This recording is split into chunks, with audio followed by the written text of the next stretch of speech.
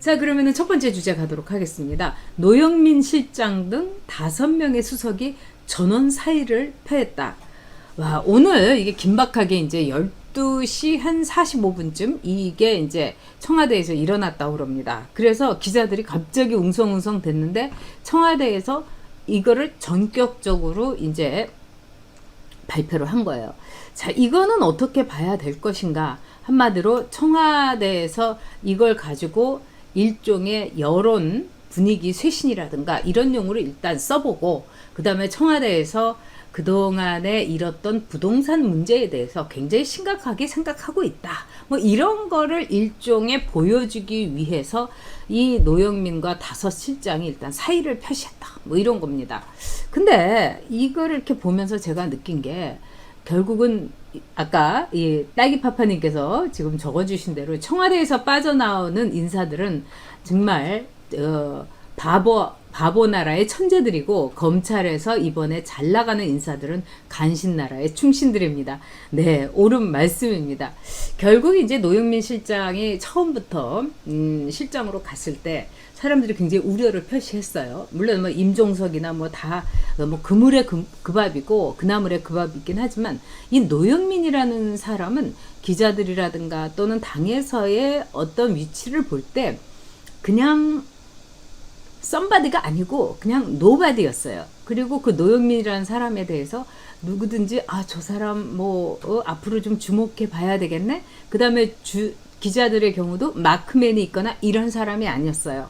근데 이 노영민이라는 한 정치인이 갑자기 뜬 거는 문재인이 자기가 일종의 의논하는 상대, 정치적인 멘토가 누구냐, 이런 라디오 인터뷰에서 노영민이라고 답을 한 거예요.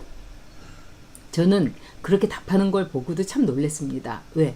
사실 정치인들은 누구 한 명의 이름을 거론하는 건 옳지가 않아요. 물론 안철수처럼 그 윤여준 씨 이 사람 말고도 나한테 300여 명의 멘토가 있다 이래가지고 좀 싸가지 없이 이런 태도로 보인 거, 이것도 문제지만 딱 한 명의 멘토를 노영민이라고 했을 때 기자들도 놀랬고 그 다음에 주변 사람들도 놀랬습니다. 왜? 노영민이란 사람은 그렇게 그레이드가 높은 사람도 아니고 의원으로서 평가를 많이 받는 사람도 아니에요. 그런 점에서 이제 사람들이 아니 저렇게 허접한 분을 멘토로? 그러면은 우리 같으면 그분한테 뭐 멘토링을 받을 게 없어요. 근데 그걸 얘기한 거에도 놀랐고, 두 번째는 이 문재인의 그 단순함, 노영민이 나의 멘토다 이렇게 딱 한 사람을 얘기한 거 굉장히 놀랬죠. 그래서 어떤 분들은 이런 얘기도 합니다. 그러니까 문재인이 정말 단순하고 어떤 점에서는 이렇게 앞만 보는 사람이다. 그래서 문재인은 변호사를 하지 말고 법관을 했으면은 상당히 잘했을 수 있다. 그리고 이제 문재인이 이 사법시험을 봤을 때 성적도 좋았고 이런데 그 당시에 말하자면은 문재인 같은 사람이 시위 경력이 있다 해가지고 임용에서 탈락이 된 거예요. 그래서 이런 얘기를 합니다. 차라리 그때 문재인을 판사로 임용을 했으면은 이 나라에 비극은 없었을 거다. 정말 판사 얌전하게 하면서 또 혼자서 독방에서 이렇게 있는 거 좋아하니까 판사로서는 아주 제격인 사람이었다는 거예요. 그리고 단순하고 이렇게 딱 이것만 보고, 그러니까 판사로서 그냥 갔으면은 차라리 나은데 대통령이 돼서 이 나라에 온천재 비극이 시작됐다. 이제 이 문재인 대통령하고 연수원에서 꽤 가까이 있었던 그 분의 이야기입니다. 이분은 이제 보수이긴 한데 굉장히 재밌는 시각을 저에게 많이 전해주는 분이에요. 자, 그런 점에서 이 노영민 체제가 나올 때부터 이거 굉장히 문제가 있겠다, 이렇게 얘기들이 있었습니다. 아닌 게 아니라 여러분도 아시다시피 이 청와대 안에서는 노무현 정권 때부터 전에는 기자들이 뭐 비서실에도 그냥 쓱쓱 들어가기도 했는데 굉장히 가드를 열심히 치고 딱 기자들에게 그 당시에 조중동 기자들을 막 내쫓느라고 일종의 바리케이드를 많이 쳤죠. 그럼에도 불구하고 지금 청와대 비서실은 완전히 뒤집어 엎어지고 있다, 이런 얘기가 계속해서 들렸습니다. 일단 자기들하고 이 비서관 회의를 하고 이럴 때 이 삼류들의 회의는 뭡니까? 반은 졸고 있고 반은 정말 영양가 없는 얘기하고, 그러면 또 그게 말이 되냐고 또 노영민이 짜증을 낸답니다. 그럼 예를 들면 윤도한이 왜 나만 갖고 그래요? 뭐 이런다는 거예요. 그 윤도한 그 국민소통수석이란 분도 기자로서 전혀 평가를 받지 못했던 분이에요. 그러니까 지금 청와대 비서실은 비서실장부터 시작을 해갖고 모조리 수석들이 C급, 그러니까 삼류들이 모였다. 이렇게 여러분이 보시면 됩니다. 그러니까 이 무능한 실장에 무능한 그 수석들이 있으면 그 결과가 어떻겠습니까? 일은 뭐 열심히 하는 척 한다는 거예요. 그러니까 우리가 무능한 상사와 무능한 그 부하가 있으면은 매일 철야에다가 매일 야근이라고 하지 않습니까? 그러면서 되는 일은 없고. 그래서 이 부동산 정책을 가지고 처음에 이 강민석 대변인이 실수를 한 게 아니라 일단 노영민이 이 청주집부터 팔려고 한 거예요. 그래서 그거를 강민석이 보도를 한 거예요. 이렇게 브리핑을. 그런데 이 노영민이 쫙 이렇게 보니까 너무너무 상황이 안 좋다 이겁니다. 그러니까 강민석한테 또 막 화를 낸 거예요. 그래서 사람들이 그걸 보고 저 노영민이라는 비서실장도 참 웃기는 거다. 왜? 이 실장, 이 우두머리에 있는 사람은요. 설사 아랫사람이 실수를 하더라도 그거를 그냥 감수를 해야 되는 겁니다. 저도 그런 적 많았어요. 뭐 많지는 않았지만 저도 이렇게 같이 있었던 이 국회의 방식구들이 정말 열심히고 제가 참 인복이 있어서 그분들에게 굉장히 많은 도움을 받았는데 그 열심히 하다가 보니까 예를 들면 제가 한 말이 아닌데 이제 제 의중을 좀 빨리 전달을 한다고 이제 이 기자들한테 브리핑을 한 적이 있었어요. 그런데 제가 그걸 보지 않았지만은 어쨌든 저는 무한 책임을 져야 된다. 그래서 그 보좌관을 제가 야단을 치지 않고 그 뒤에 제가 그냥 막 여론의 화살을 엄청 받았지만 끝까지 그냥 그건 제가 감당했습니다. 이거는 결국은 그 보스의 태도고 철학이고 가치관 이걸 떠나서 당연한 겁니다. 즉 무한 책임, 최종적인 책임은 내가 진다는 겁니다.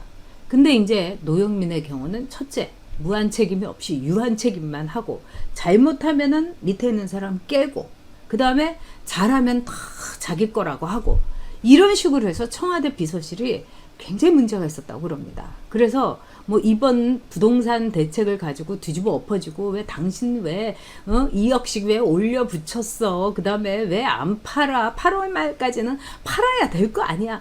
이 소리가 그저께 막 큰 소리로 나왔다는 거예요. 청와대 안에서. 그러니까 김조한 민정수석을 엄청나게 노영민이 깬 거죠. 그런데 또 김조한은 기분 나쁘고 그리고 8월 말까지 막 팔라고 하는 거. 아니 당신이 무슨 권리로 이러냐. 이 사람도 이제 말하자면 법을 안 사람이니까 저 노영민이 무식한 게 저런다. 이렇게 볼 수도 있는 거죠. 그리고 실제로 지금 저는 이 김조한 수석이라든가 다른 사람 보고 뭐 집을 한 채를 무조건 팔아라. 뭐 어떻게든지 처분을 해라. 이 사람들이 우리 국민에게 무자비하게 요구하고 그 다음에 정말 그 뭐라고 표현을 해야 될까요? 말도 안 되는 일을 막 밀어붙이고 이래서 문제인데 자기들조차도 이게 손발이 안 가고 안 된다는 걸 자기네들이 현장 체험을 하고 있는 거 아니겠습니까? 그래서 제가 볼 때는 참 너희들도 딱하고 이 나라 국민도 딱한데 이 나라 국민들에게는 분노의 불씨를 당신들이 심어주고 있다. 저는 이렇게 생각을 합니다. 그래서 이 윤희숙 그 의원이 이 쓴 책에 정책의 배신이라는 게 있는데 바로 이 정책의 배신을 통해서 그 우리 국민들이 정말 수많은 피해를 보는 거죠. 지금 부동산 시장도 엉망이고 또 집을 나가야 되고 집을 사러 가야 되고 뭐 집을 또 살 수도 없고 전세는 나온 것도 없고 이래서 온 국민이 지금 정신 하나도 없는 상태로 몰아넣은 게 결국 청와대 부동산 잡기 정책 아니겠습니까? 근데 청와대 비서실이라는 거는 굉장히 중요합니다, 여러분. 그리고 청와대 비서실이 그동안에 얼마나 유능한 사람이 있느냐에 따라서 나라가 잘 되고 또 나라가 잘 굴러갔어요. 예를 들자면 전두환 대통령 시절에 전두환 대통령은 이 정책이라든가 뭐 이런 거에 굉장히 무지했던 사람이죠. 그런데 이 사람은 굉장히 좋은 참모들을 어떻게든지 다 우격다짐이든지 다 데리고 온 거예요. 그리고 이 참모들에게 당신들이 맘대로 해라. 최종 책임은 내가 져주겠다. 그래서 이 군사 독재나 굉장히 우리 국민들이 이제 민주화가 오는가 이렇게 참담했음에도 불구하고 그 당시에 달러가 넘치고 집값이 굉장히 안정되고 그런 다음에 청와대의 당시에 김재그 수석이라든가 이런 사람들이 굉장히 좋은 시장 경제의 정책을 썼던 겁니다. 그래서 국민들이 막 이렇게 하고 싶은데 가만히 있었던 거예요. 그러니까 국민들이 결국은 편안했던 거죠. 그래서 물론 그 시대에 굉장히 국민들이 민주적으로 이 탄압을 받고 이런 건 참 문제였다고 생각합니다. 저도 그 시대를 아주 어둡고 그 다음에 답답하게 여기고 추억을 하고 있습니다. 그럼에도 불구하고 즉 국민들의 어떤 일상사를 아주 영리할 정도로 건드리지 않았던 거예요. 그런데 이 문재인 정권은 민주화니 뭐니 이런 걸 막 팔아먹으면서 아주 무식하게 머리 나쁘게 국민들의 삶, 국민들의 여러 가지 의식주 이 모든 것을 완전히 초토화시키고 있는 거예요. 그래서 지금 부동산, 조세 저항 사람들이 부글부글 끓고 있는 겁니다. 자, 그래서 얼마 전에 여러분도 보시는 것처럼 미통당하고 이 민주당하고 격차가 지지율 격차가 리얼미터에서 0.8%밖에 나지 않았어요. 이거 뭐 여러분도 다 아시다시피 뭐겠습니까?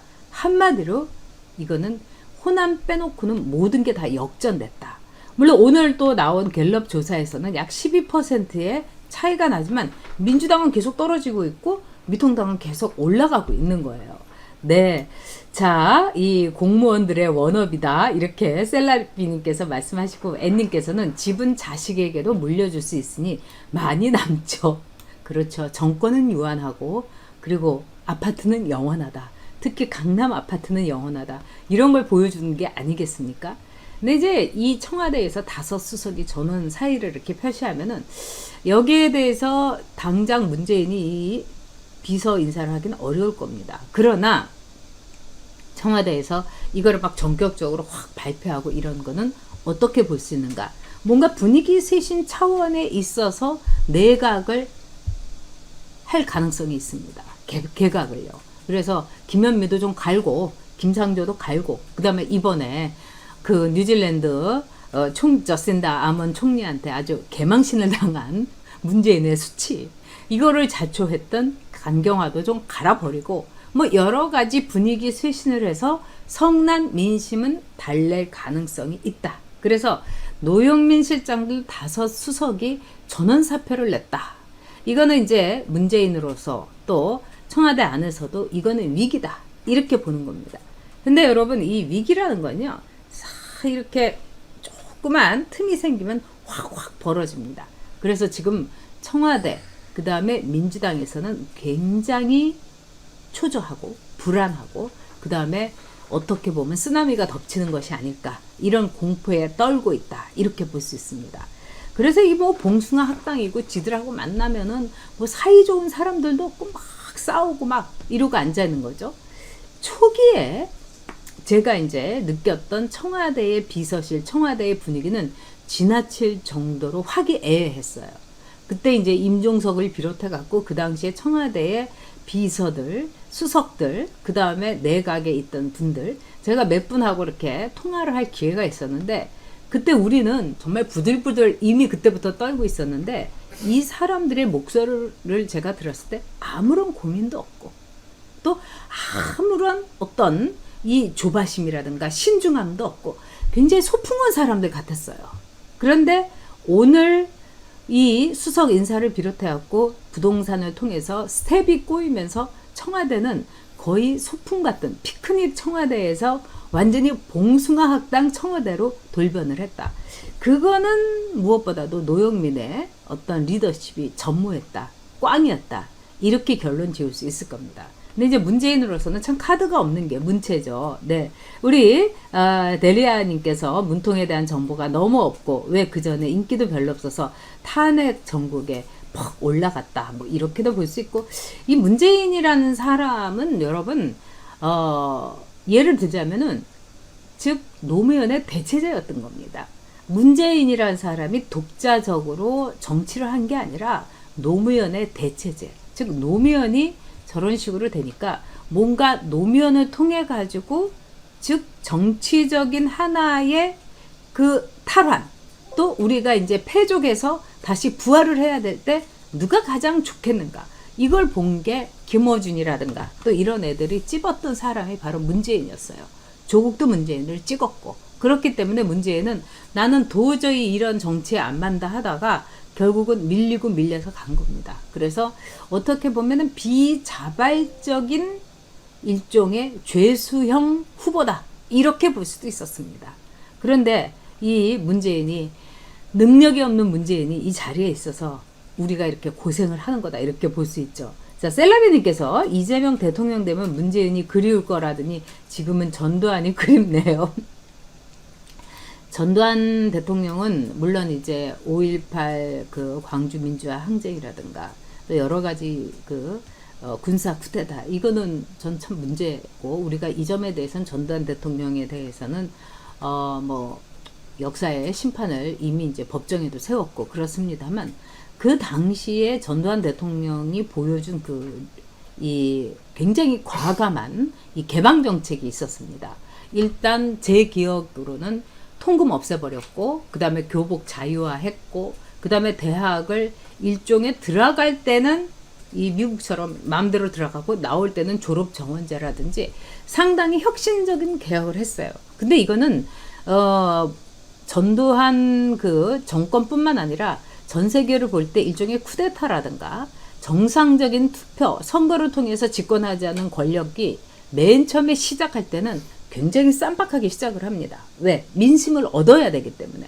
그래서 자기 자신들이 뭐 권력이라든가 이런 거를 굉장히 조심을 하고 그 다음에 청렴 이것도 굉장히 내세우고 그렇습니다. 왜? 자기네들이 쿠데타라는 게 어떻게 보면은 반헌법적이기 때문에 그거를 감수하기 위해서 상당히 좋은 정책을 많이 내보내죠. 초기는 누구나 다 그렇습니다. 근데 이제 문재인 정권의 경우는 매우 헌법에 기반한 선거 권력을 얻고 나왔지만 이 사람들은 선거 권력뿐이지 그 시점부터 생각한 것은 완전히 이 나라를 망조로 들게 하는 부패와 무능과 그 다음에 파렴치 이 3종 세트를 지금 이 나라를 몰아세우고 있는 거죠.